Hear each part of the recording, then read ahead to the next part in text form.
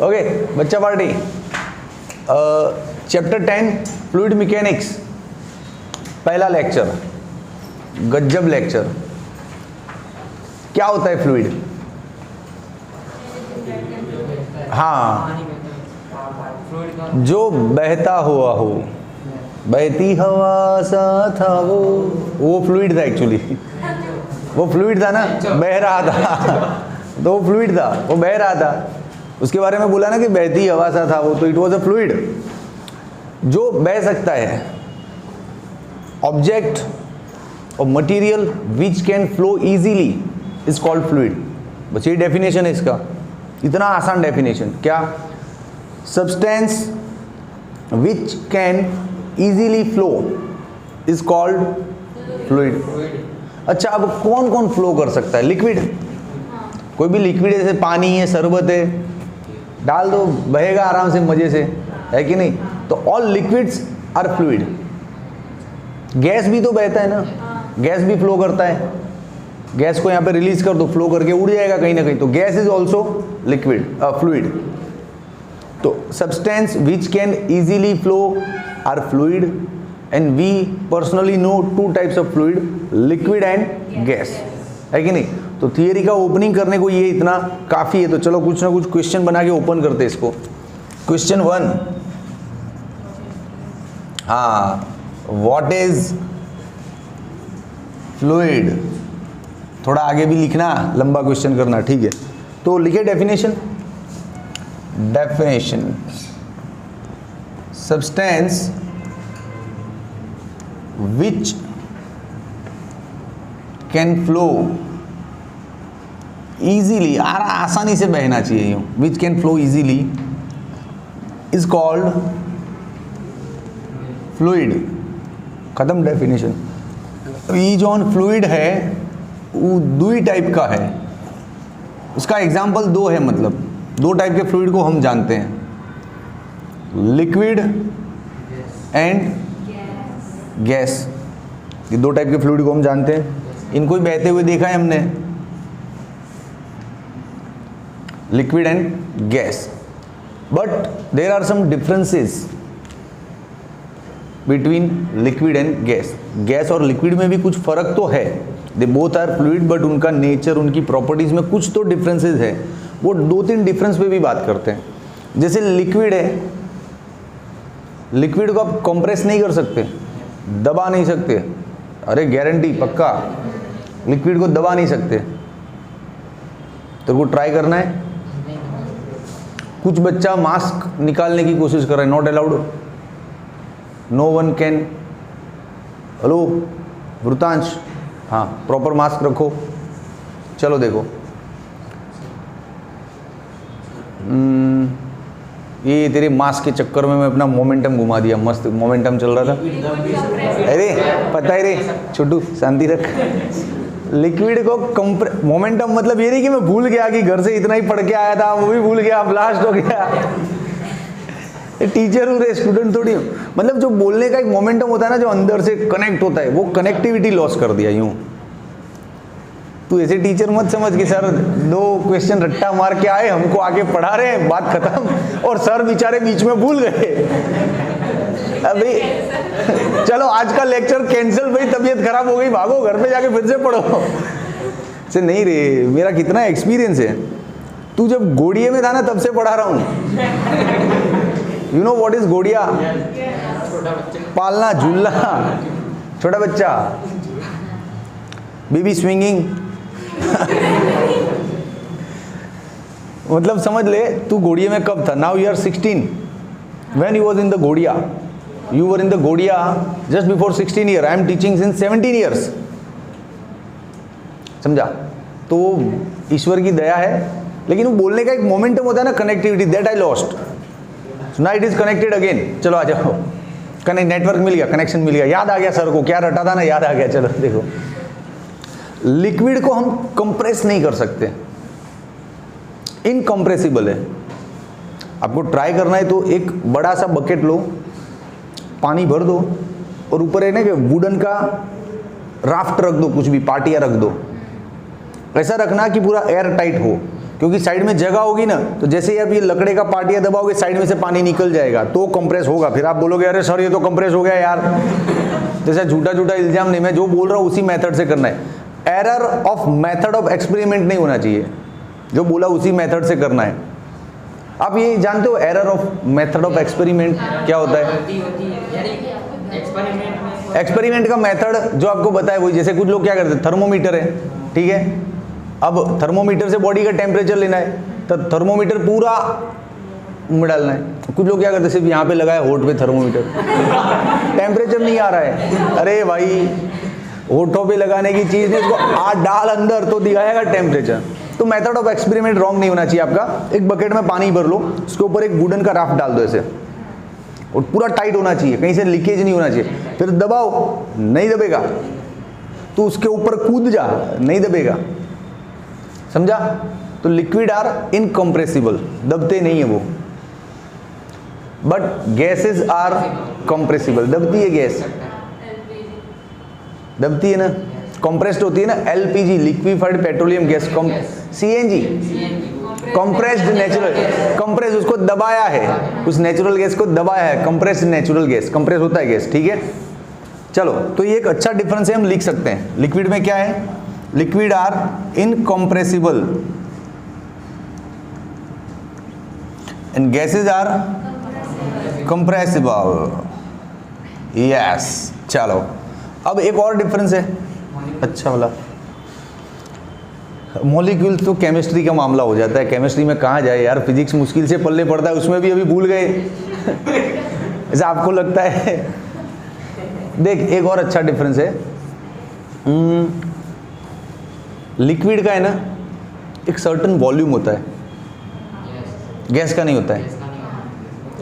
Certain volume, gas को आप जिस कंटेनर में डालोगे ना उसी कंटेनर का शेप ले लेगा वो। जैसे गैस को एक शीशी में भरा है, इस बॉटल में भरा है अपने गैस को, तो इस बॉटल के पूरे वॉल्यूम में फैल जाएगा। उसी गैस को इस रूम में डाल दो तो इस रूम में फैलने लगेगा, तब आपको वॉल्यूम रूम जितना लेना पड़ेगा कि गैस ने इतना स्पेस ऑक्यूपाई किया है। Volume is space occupied by the material, simple thought है ये वॉल्यूम का, है ना। तो लिक्विड को सर्टन वॉल्यूम होता है, गैस को वॉल्यूम नहीं होता है, वो जिस कंटेनर में डाला उसी का शेप एक्वायर कर लेता है। ये भी एक अच्छा पॉइंट है। Liquid has certain volume, definite volume, they acquire shape of container in which they are filled. Clear? अब एक और धांसू है, एक वर्ड है, वो वर्ड समझाता हूं आपको, फ्री सरफेस। ये बहुत धांसू वर्ड है, मैं इधर लिख रहा हूं साइड में, फ्री सरफेस। ये एक्स्ट्रा है, अभी इस फ्लूइड के रिलेटेड अभी ज़्यादा नहीं है, लेकिन मेरे समझाने का मन हो गया, समझा दे रहा हूँ। इस चैप्टर का जो क्लाइमैक्स पोर्शन आएगा, लास्ट वाला सब, कैपिलरी एक्शन आएगा, बबल आएगा, वो सब टॉपिक आएंगे, तब ये वर्ड रोज दिन में 10 बार आपकी नज़रों के सामने आएगा। जब आप टेंशन सीखोगे, सरफेस टेंशन नहीं, विस्कोसिटी में नहीं, सरफेस टेंशन है, फिर कैपिलरी एक्शन है, फिर बबल है, ये सारे टॉपिक सीखोगे, तब ये फ्री सरफेस वर्ड रोज दिन में 10 बार आएगा। नॉक नॉक में आ गया, तो उस वर्ड का मतलब समझ लेते पहले, फिर यहाँ समझ के एक पॉइंट और इधर डिलीवर अपन करेंगे। What is free surface? Free surface मतलब मटेरियल का जो पार्ट सीधा एटमॉस्फेयर को टच कर रहा है उसको उसका फ्री सरफेस बोलते हैं। जैसे देखो, आपने यहाँ एक वेसल लिया, एक कंटेनर लिया भाई, एक वेसल लिया, इस वेसल में अब पानी भर दो। अब इस पानी को कितना फ्री सरफेस है? एक, only one free surface it has right now. क्यों फ्री सरफेस? मतलब जहाँ एटमॉस्फेयर टच कर रहा है, यहाँ से एटमॉस्फेयर टच नहीं कर पा रहा है, देख लो, क्योंकि दीवार है, यहाँ से भी नहीं कर पा रहा है, यहाँ से भी नहीं कर पा रहा है, दीवार है, लेकिन यहाँ से सीधा एटमॉस्फेयर इसको टच कर रहा है, so it is the free surface. समझ में आया फ्री सरफेस क्या होता है? थोड़ा और ऑकवर्ड करूँ इसको, जैसे देख, लिक्विड ड्रॉप है, लिक्विड का ड्रॉप है, ये रहा, पानी का बूंद है, समझ ले देसी भाषा में, तो अंदर पूरा पानी भरा होता है, इसको कितना फ्री सरफेस है? एक।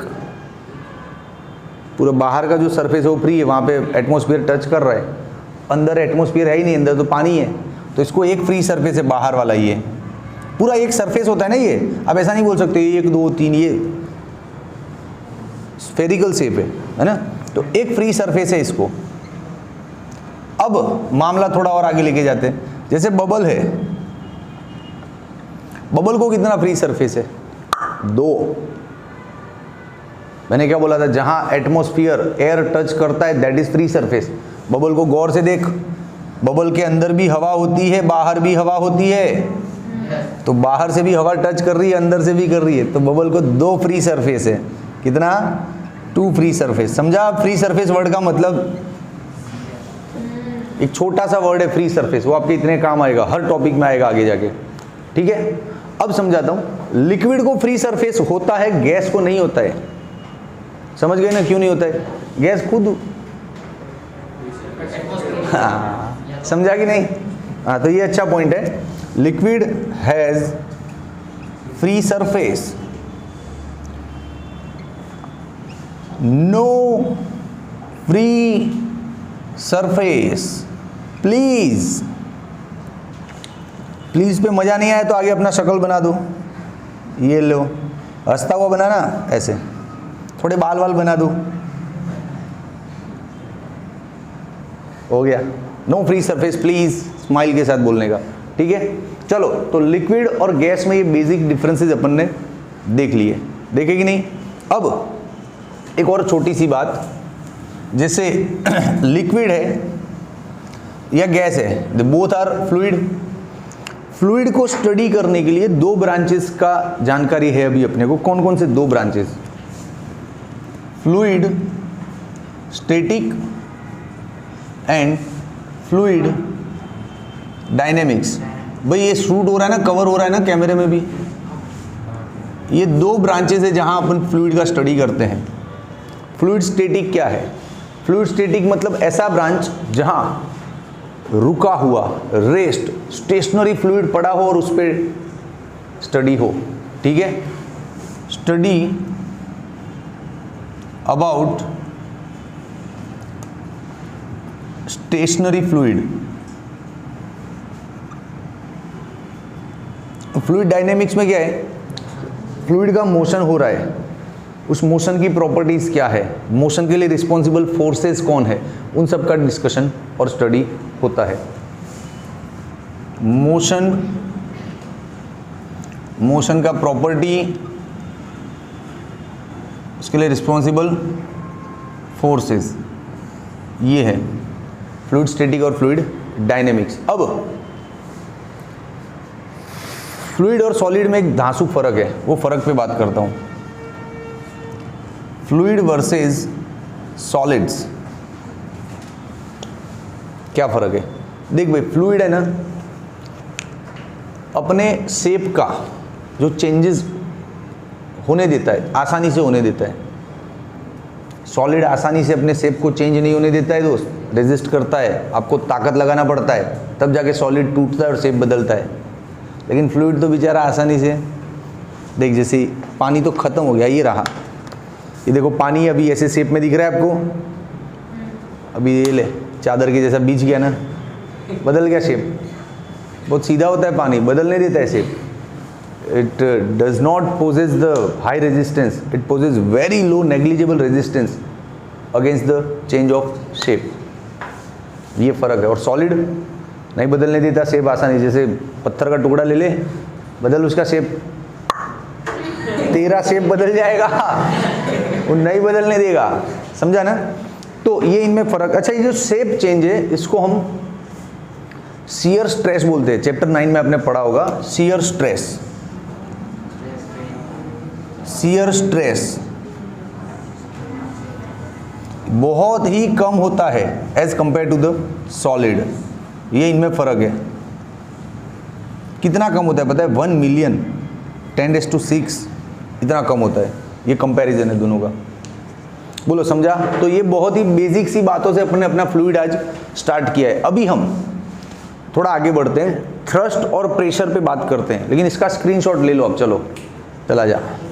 देखो भाई, अभी मामला तूल पकड़ रहा है और अब मजा आ रहा है पढ़ाने का, और ज्यादा मजा आएगा। देख, थ्रस्ट एंड प्रेशर पे बात करें। थ्रस्ट क्या है? धक्का मारा है ना किसी न किसी को लाइन में खड़े रह के। हर इंसान की लाइफ में उसने किसी न किसी को तो मोस्टली धक्का मारा हुआ ही है। लाइन में खड़े रहते तो भी थोड़ा आगे चलने, थोड़ा सरकने, पीछे वाले तू हटने। तो this is called thrust in your language, in your life this is thrust, धक्का। लेकिन फिजिक्स में थ्रस्ट क्या होता है कि लिक्विड के कांटेक्ट में जो सरफेस है, उस सरफेस पे पूरा लिक्विड जो फोर्स लगाता है, दैट इज थ्रस्ट। सिंपल समझ है, force exerted by the liquid on the surface which is into the contact of liquid. Simple simple है, थ्रस्ट पे ज़्यादा डिटेलिंग है ही नहीं, फोर्स है। क्या डिटेलिंग करूँ, फोर्स तो कितना पढ़ के आए हम लोग 1 से 8 चैप्टर में, है ना। तो सिंपल सा प्रेजेंटेशन ये लिख सकते हैं थ्रस्ट के लिए, force exerted by liquid on the surface which is in contact with liquid. Simple है, हम ये भी बोल सकते हैं आसान भाषा में कि thrust is actually force. Thrust क्या है? फोर्स है। तो उसका यूनिट क्या होगा? हाँ, न्यूटन। सिंपल। उसका डायमेंशनल फॉर्मूला क्या होगा? 1 1 - 2। ठीक है, थ्रस्ट खत्म हो गया। अब अपना सारा इंटरेस्ट आ जाता है प्रेशर पे। प्रेशर खत्म नहीं होने दूंगा, प्रेशर जब खत्म होगा तभी लेक्चर खत्म हो जाएगा। बिल्कुल, चलो स्टार्ट करते हैं। प्रेशर क्या है? प्रेशर भी एक प्रकार का फोर्स ही है, लेकिन कुछ लिमिटेशंस है। वो लिमिटेशंस में फोर्स लगे तो वो प्रेशर पैदा करता है और उसको हम प्रेशर समझते हैं। क्या लिमिटेशंस है? देख, पहला तो फोर्स परपेंडिकुलर होना चाहिए। प्रेशर के लिए फोर्स कैसा होना चाहिए? परपेंडिकुलर। और यूनिट एरिया पे, मतलब पर्टिकुलर एरिया पे लगना चाहिए। जैसे ये है सरफेस, समझो इतना एरिया है, इस एरिया पे ये फोर्स लग रहा है परपेंडिकुलर, तो ये प्रेशर पैदा करता है। This generate the pressure. Perpendicular force per unit area of the surface is called actually pressure. समझा? 2 कंडीशन, कौन सी? सरफेस के यूनिट एरिया पे लगना है और परपेंडिकुलर लगना है। जैसे टेढ़ा नहीं लगाना, टेढ़ा लगा के बोलेगा सर प्रेशर नहीं आ रहा है। आपकी लाइफ में प्रेशर के बहुत मतलब हो सकते हैं भाई। यहाँ फिजिक्स का क्लास चल रहा है तो यहाँ प्रेशर मतलब फिजिक्स वाला प्रेशर समझो आप, ठीक है। मैं जब स्टूडेंट था, मेरे बायो भी था, मैथ्स भी था, तो प्लीज़ बायो की कोई दुहाई ना दे। I know lots of things in biology, I still remember। तो चलो, ये परपेंडिकुलर पर यूनिट एरिया हो गया डेफिनेशन। चालू कर रहे दोस्त।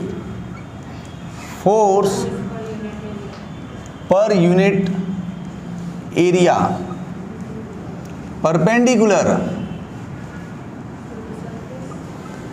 To the surface, perpendicular to the surface is called pressure. कहाँ टफ डेफिनेशन है बच्चे यार, 11वीं के कमाल करते हैं।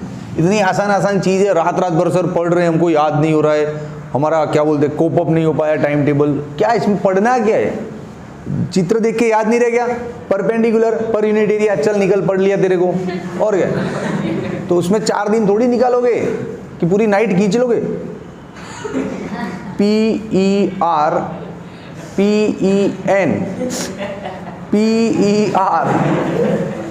समझा कि नहीं? Just feel it, it will be into your self, वो आ जाएगा आपके अंदर। चलो ठीक है, तो ये हो गया अपना प्रेशर। अब प्रेशर का फार्मूला बनाओ। Force per unit area is called pressure. ये हो गया प्रेशर। अब यहाँ पे एक बात ऑब्जर्व की आपने, ये एरिया को इधर मल्टीप्लाई करो तो फोर्स क्या मिलता है? पा। और फोर्स को हम माँ के तौर पे भी जानते हैं। तुम ही हो माता पिता, तुम ही हो, मतलब फोर्स इज द माँ एंड फोर्स इज द पा। माँ भी यही है, पा भी यही है, और मैकेनिक्स का तो माँ बाप यही है। फोर्स इज द ओनली माँ बाप ऑफ मैकेनिक्स यार, समझा कि नहीं? मैकेनिक्स का क्या, पूरी ब्रह्मांड का फोर्स ही है। ये सन में से ग्रेविटेशन फोर्स नहीं हो तो अर्थ कैसे घूमेगा, कैसे दिन रात होगा, समझा कि नहीं? तो फोर्स इज द माँ एंड फोर्स इज द पा ऑल्सो। ओके चलो, अब यहाँ पे मुझे एक ऑब्जेक्शन है, ये मेरी तरफ से एक्स्ट्रा है आपको ऑब्जेक्शन। क्या ऑब्जेक्शन? ए ओवररूल मतलब कोर्ट चल रही है क्या? Milord I have objection, what is this? पढ़ रहे चुपचाप। चलो अपने को एक ऑब्जेक्शन है। क्या ऑब्जेक्शन है? कि सर आप डेफिनेशन पढ़ा रहे हो कब से, परपेंडिकुलर परपेंडिकुलर परपेंडिकुलर। मान लो फोर्स टेढ़ा हो गया तो दिस इज माय ऑब्जेक्शन कि इफ द फोर्स इज टेढ़ा then what? Just this is my objection. If force is not perpendicular then what?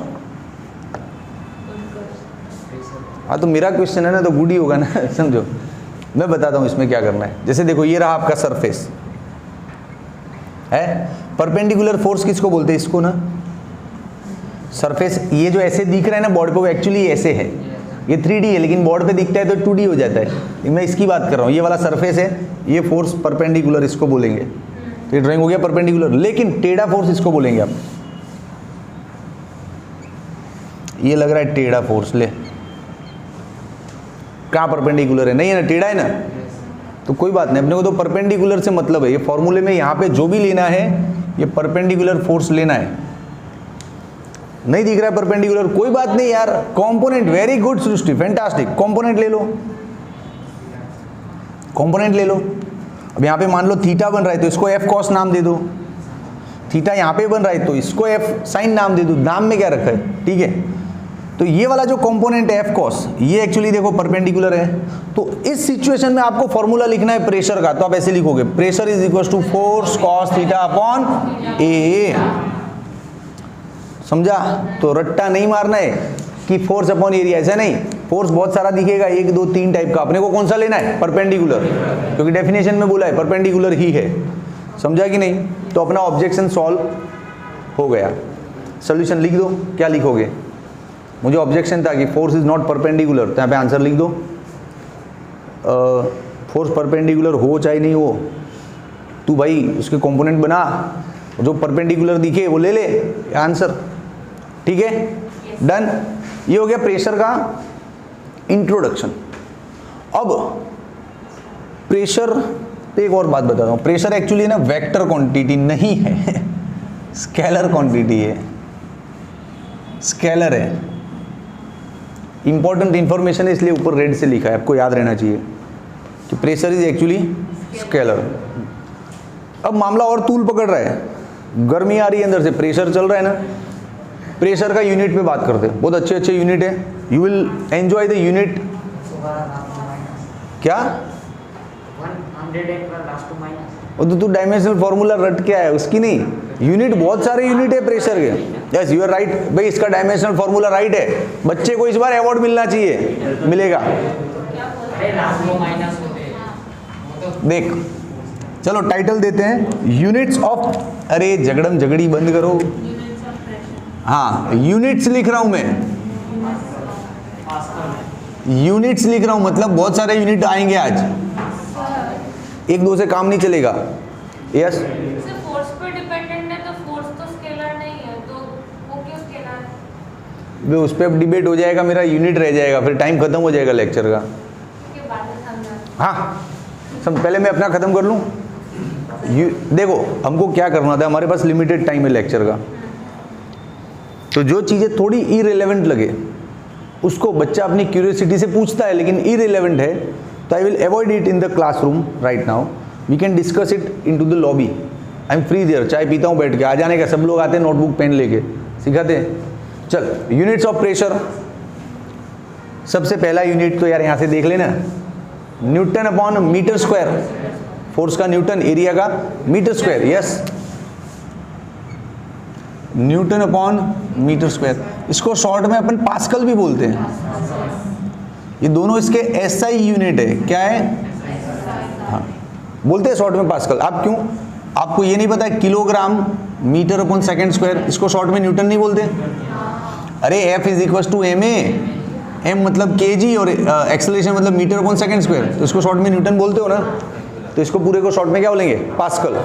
हो गया ऐसा यूनिट। अब अदर यूनिट्स और भी कुछ यूनिट्स हैं। प्रैक्टिकल रूटीन लाइफ में ये यूनिट नहीं चलते ज़्यादा, प्रैक्टिकली ज़्यादा यूनिट वो आते हैं एटमॉस्फेयर, बार, टोर, ये सब प्रेशर के यूनिट चलते हैं ना, तो उनके बारे में भी जानना चाहिए। चलो सबसे पहला 1 एटमॉस्फेयर, ये एक यूनिट है। अरे भाई डिस्टेंस को देख, कितने यूनिट लेके घूम रहा है? Metre, centimetre, millimetre, nanometre, kilometre, light year, parsec, astronomical unit, कितने सारे यूनिट है। तो इसके 4-5 भी ना हो सकते हैं ना। तो atmosphere is the another unit of pressure. हाँ, इसको पास्कल के साथ हम वैल्यू कंपेयर कर सकते हैं कि कितना पास्कल मिलता है तो एक एटमॉस्फेयर बनता है। हाँ राइट है, 1.013 इंटू 10⁵ पास्कल। भाई मैं रेंज में ही लिख रहा हूँ ना, पक्का? ये इतना होता है एक atmosphere.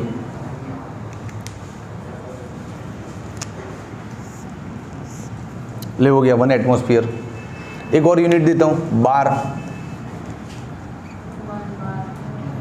1 bar is 1 into 10⁵ pascal. अरे भाई देखने में तो एटमॉस्फेयर और बार बहुत भाई बहन लग रहे हैं, नज़दीक की है। कहाँ ज़्यादा फर्क है?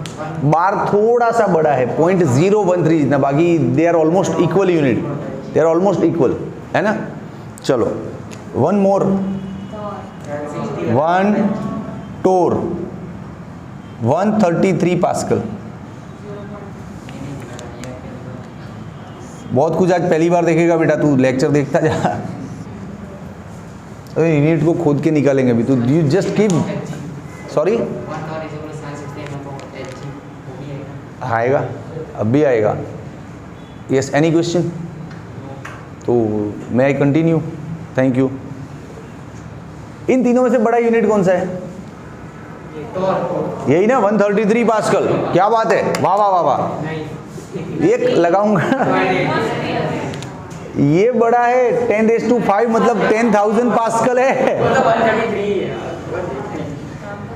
यही झांसा बच्चों को होता है, इसलिए मैंने क्वेश्चन पूछा। वो गुजराती मीडियम की बैच में यही झांसा हुआ था, मेरे को हुआ था। बच्चे ने बोला सर बड़ा कौन सा? मैंने कहा यार ये तो एक केवल 133 बड़ा दिख नहीं रहेगा। तो बच्चा बोला सर चश्मा अच्छे से लगाओ फिर देखो। बोला हाँ यार सॉरी, ये 10,000 पास्कल है और ये सिर्फ 133 है, तो ये बड़ा है। ठीक है, ओके। अब एक और यूनिट, बहुत से क्वेश्चंस में क्या करते हैं, अब प्रेशर नहीं देते। जब जेई नीट के अच्छे अच्छे क्वेश्चंस निकालो तो उसमें बहुत बार प्रेशर नहीं देते वो लोग, प्रेशर को हिंट में दे देते हैं कि ये हिंट है, प्रेशर तू खुद पता कर ले जा। तो वो हिंट का भी एक पैटर्न है प्रेशर को रिप्रेजेंट करने का। What is that hint pattern? It is here. Pressure, ये रहा हिंट कि 76 centimetre of mercury is actually 1 atmospheric pressure. या फिर मैं समझाता हूँ हिंट का मतलब, 760 मिलीमीटर ऑफ मर्क्यूरी।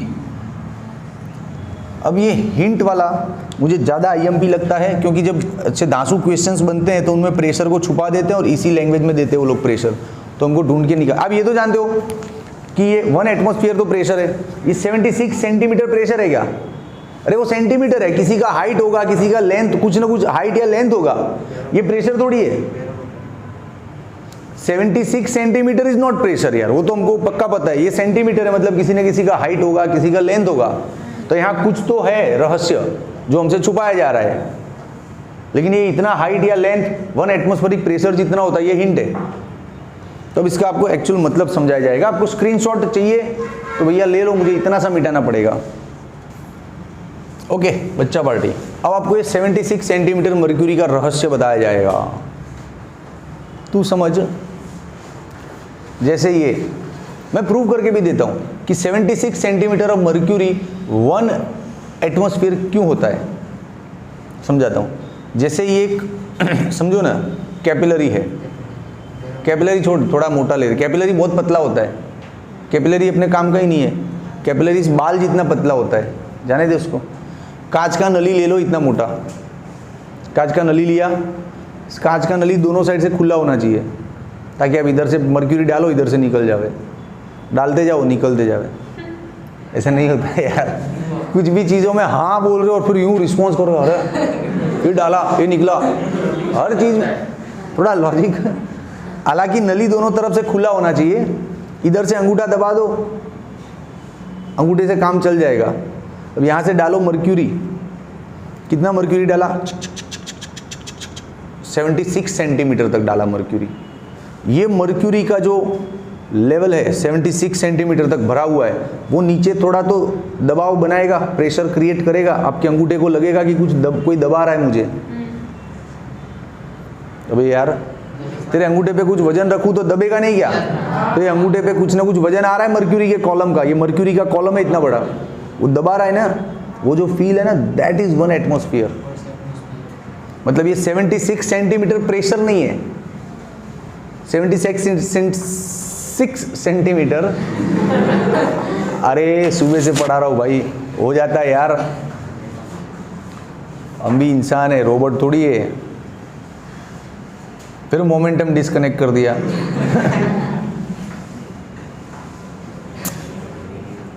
चालू करूं?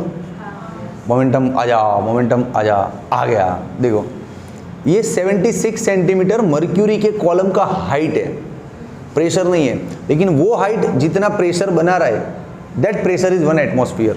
समझा? अब मुझे इसको ढूंढ के निकालना है कि 1 एटमॉस्फेयर ही कैसे आया। तो तू शांति से देख, जैसे कहीं पर भी लिक्विड भरा है, जैसे यहाँ पे लिक्विड भरा है बहुत सारा, ये लिक्विड इस बॉटम को दबाएगा ना ऐसे, कि नहीं दबाएगा? ये लिक्विड का इतना वजन है, वो इस बॉटम को दबाएगा कि नहीं दबाएगा? दबाएगा कि नहीं दबाएगा? पक्का? हाँ, तो ये लिक्विड इस बॉटम को दबाएगा, मतलब इस बॉटम को प्रेशर कर रही है, और बॉटम मान लो कच्चा है तो टूट जाएगा, लेकिन मजबूत है तो टूटेगा नहीं, बट देयर इज प्रेशर। तो हमेशा लिक्विड कॉलम की वजह से जो प्रेशर आता है ना, it is here rho h g. इसी चैप्टर में आप इसका डेरिवेशन भी सीखोगे। अरे 2 मिनट का डेरिवेशन देख ले। Pressure is equal to force upon area होता है। फोर्स कौन सा है यहाँ पे? M g. इतना सारा वजन दबा रहा है ना इसको, तो कौन सा फोर्स है? M g, simple. और नीचे एरिया। अब ये मास मतलब डेंसिटी इंटू वॉल्यूम है कि नहीं? वॉल्यूम मतलब एरिया इंटू हाइट। इसका वॉल्यूम क्या लोगे? एरिया इंटू हाइट, यही होता है ना वॉल्यूम। अरे यार, अबे इस पे बात करूं मैं, एरिया हाइट पे कैंसिल, आ गया ना रो एच जी। लेकिन इसका एक सिस्टमेटिक डेरिवेशन आगे सीखोगे चैप्टर में। मैं अभी सिर्फ इंफॉर्मेशन के लिए आपको क्या बता रहा हूं, रो एच जी, ठीक है? तो कभी भी लिक्विड का कॉलम भरा हुआ है और उसकी वजह से प्रेशर जानना है, तो this formula you can apply, you will get the pressure immediate. ठीक है? अब ध्यान से आप देख, इसका हाइट क्या लेना है अपने को? 76 सेंटीमीटर, है ना? लेकिन अपना कैलकुलेशन अपन SI सिस्टम में करें तो मीटर में क्या हो जाएगा? ये 0.76 मीटर, 100 से मल्टीप्लाई हो जाएगा। ठीक है? अब ये G क्या होता है? 9.8। हाइट कितना लूँ?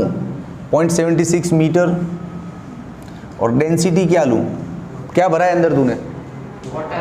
पानी भरा है। क्या बात है, क्या बात है उस्ताद, कहाँ थे आप? अरे मर्क्यूरी लिखा है ना, मर्क्यूरी भरो, पानी मत भरो। क्या भरो इधर? मर्क्यूरी। तो इधर अंदर मर्क्यूरी भरा है तो उसी का डेंसिटी लेंगे। मर्क्यूरी का डेंसिटी याद रख लो, काम आएगा पूरी 11वीं में। 13.6 इंटू 10⁻³ ये है। अब इसको आप सॉल्व करो, सॉल्व करते ही आपका आंसर आएगा 1.013 इंटू 10⁵ ले। और SI में कैलकुलेशन है तो इट इज पास्कल, और इतना पास्कल मतलब 1 एटमॉस्फेयर होता है बेटा, देख ले। तो समझ में आया कि 76 सेंटीमीटर मर्क्यूरी का कॉलम है तो प्रेशर 1 एटमॉस्फेयर कैसे होता है? This is the method. अब ये मेथड सिखा के मैं आपको एक्चुअली ये बताना चाह रहा हूँ कि एग्जाम में आपको प्रेशर डायरेक्ट नहीं दिया है, कुछ भी बोल दिया, जैसे बोल दिया 200 सेंटीमीटर ऑफ वाटर। अब उस सम में तुझे प्रेशर लेना है तो क्या लेगा? तो 200 सेंटीमीटर ऑफ वाटर बोला ना भाई, इधर कवर हो रहा है कि नहीं, देख लेना। तो फॉर्मूला ले ले रो एच जी, ठीक है, जी ले ले 9.8, 200 सेंटीमीटर मतलब 2 मीटर हाइट है, 200 सेंटीमीटर मतलब 2 मीटर, 2 मीटर हाइट। और वाटर का डेंसिटी क्या होगा 1000। वाटर बोला ना इस बार जो प्रेशर बोला मैं क्या बोला, pressure is equal to 200 centimetre of water, ये बोला ना। तो वाटर का डेंसिटी हो गया 1000, तो आंसर आएगा 19.6 इंटू 10⁻³ पास्कल। इतना प्रेशर बनेगा उधर। उस समय तुझे प्रेशर ये लेना है, ना कि तू 200 सेंटीमीटर लेके आ जाए प्रेशर।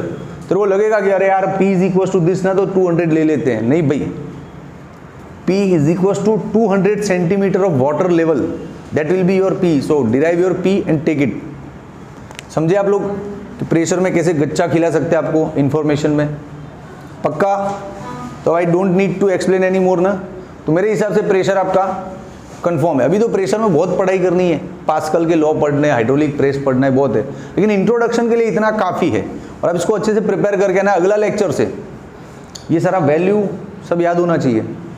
किसी भी बच्चे को पूछा मैं क्लास में और वो बच्चा आंसर नहीं दे पाया, तो सीधा आजा भाई तू बाहर बैठा, आज के दिन नहीं पढ़ेगा। नहीं पढ़ना इज द पनिशमेंट। ओके, चलो स्क्रीनशॉट ले लो, बाय बाय, टाटा।